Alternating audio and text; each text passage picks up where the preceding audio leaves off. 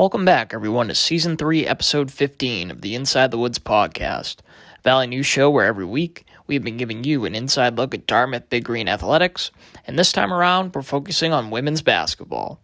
I'm your host, Mike Coughlin. Season so far, 8-2 on the season. Just an incredible job that this team, an incredible amount of work that has gone in, this core group of Dartmouth women's basketball players and what they've done and the learnings that they've taken from last year and applied them this year.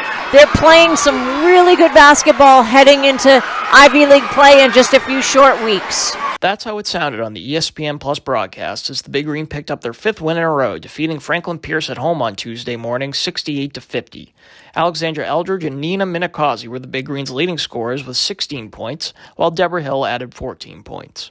Tuesday's win followed victories over NJIT last Thursday, 61-60, and 65-57 over Iona this past Saturday, both of which were on the road.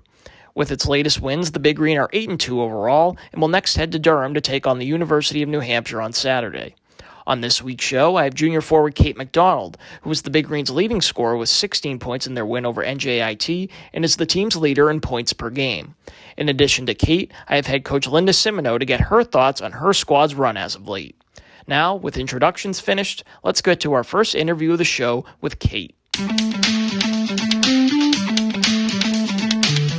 Here joining me on the show is junior forward Cate MacDonald. Cate is the Big Green's leading scorer, averaging just over 10 points per game and what has been a balanced scoring attack for the Big Green so far this season.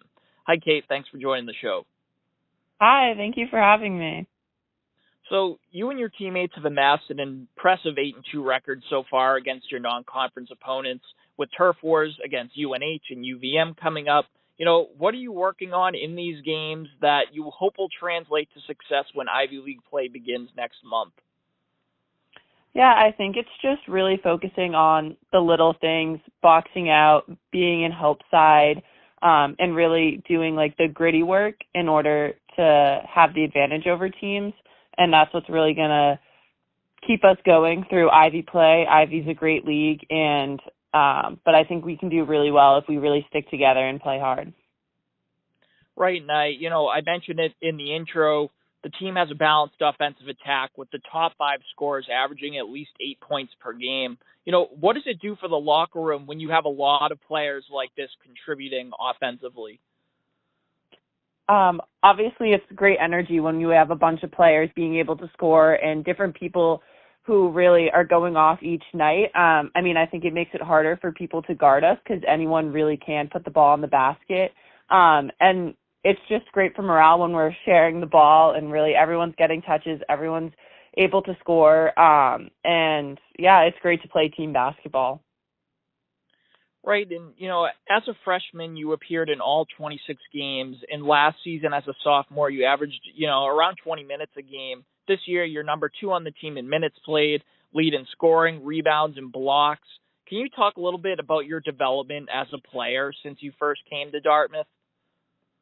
Yeah, I think that it's just been consistency for me, showing up every day. This summer was great. I worked with Coach Baker all summer on strength and conditioning.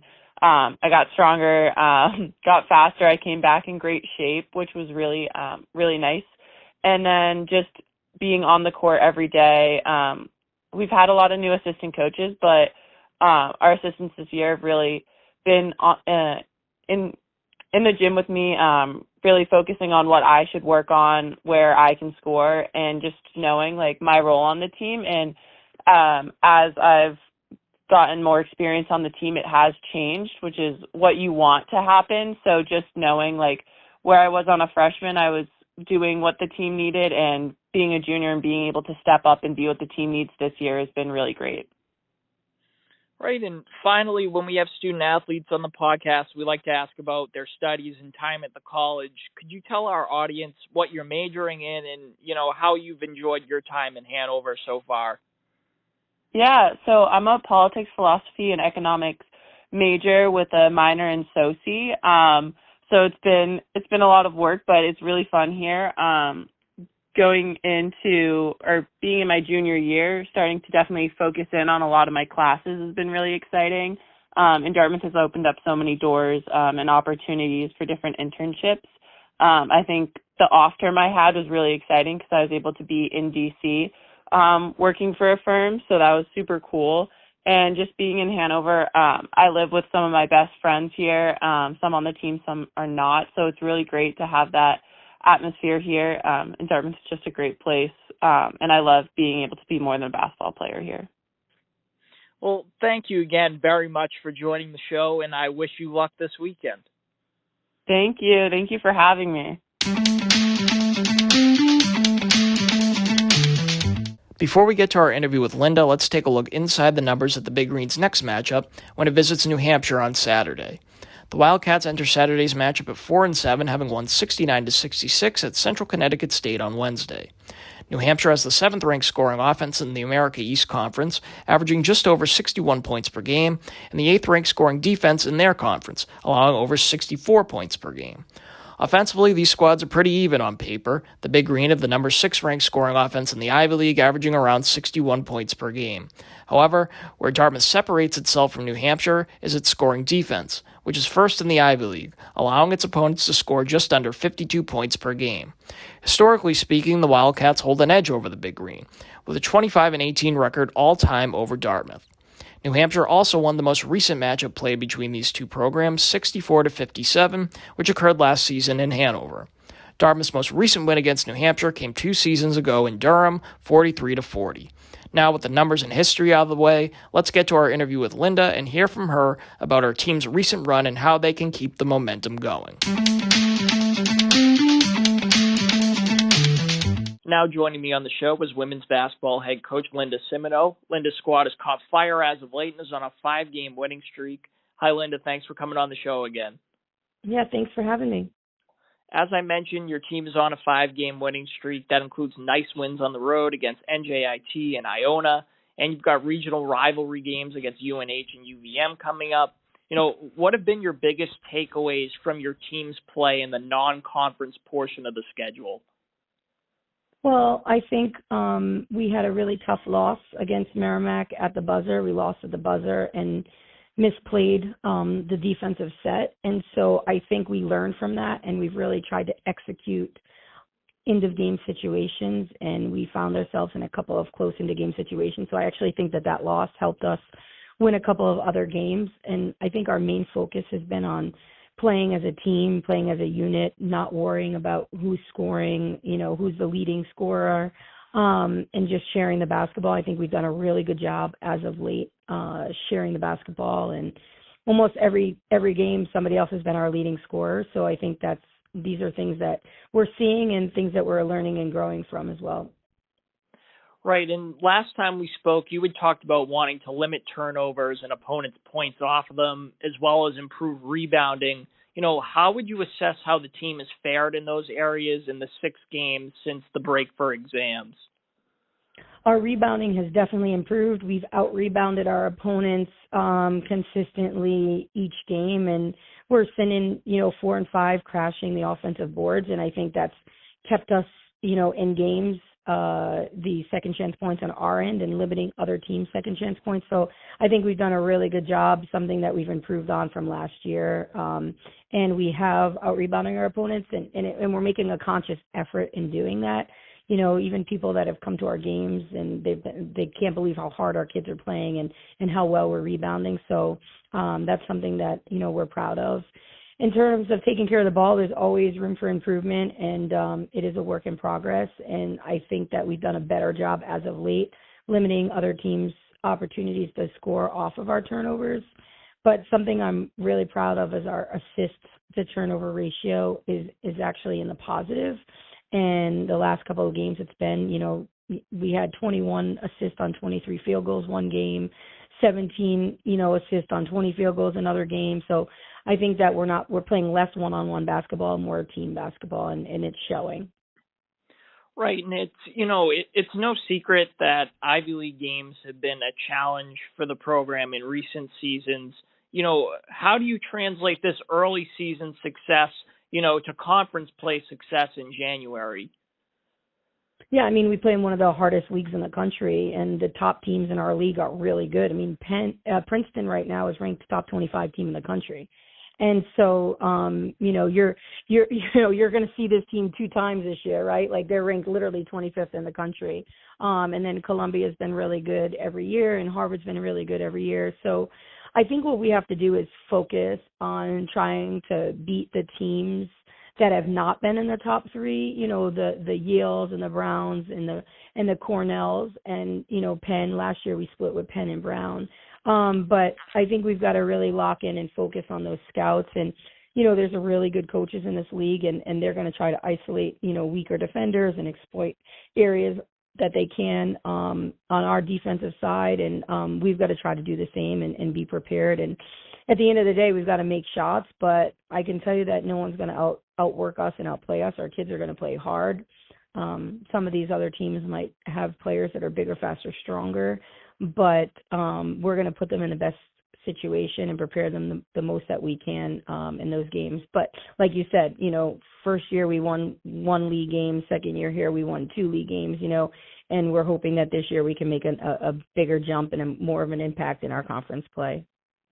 Right, and, as I mentioned, before you get to conference play, your team is set to take a tour of the Twin States for your next 2 games. First up, you're on the road on Saturday in Durham against UNH, and on Sunday, December 28th, you travel to Burlington to face the Catamounts. What have you and your staff learned about these regional rivals as you guys are preparing to close out non-conference play? Yeah, I mean, they're both well-coached programs. I don't know that we really look at them as rivals. I mean, the players will say, we want to be the best in New Hampshire and beat UNH.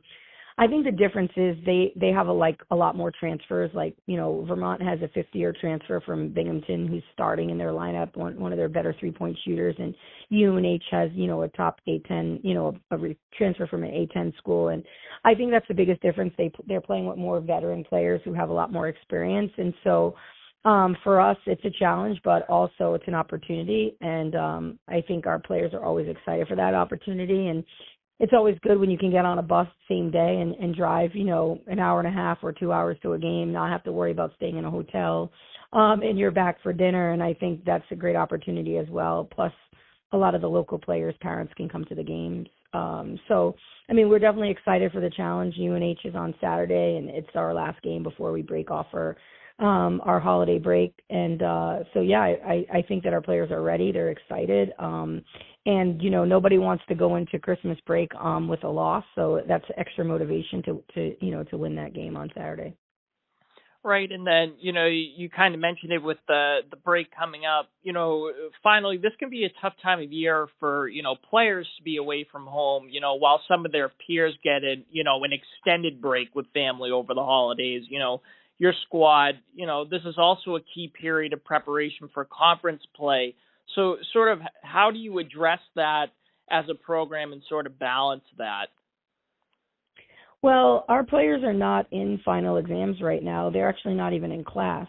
So we are on a term system. So we had 15 days in between games before our Merrimack game because we had finals over 2 weeks, and the Ivy League doesn't allow you to play during finals. So our players right now are just have basketball, right? So that's where their mind is. So they're getting lots of extra shots up. They're getting, individual workouts in with coaches in addition to extra film, in addition to practice.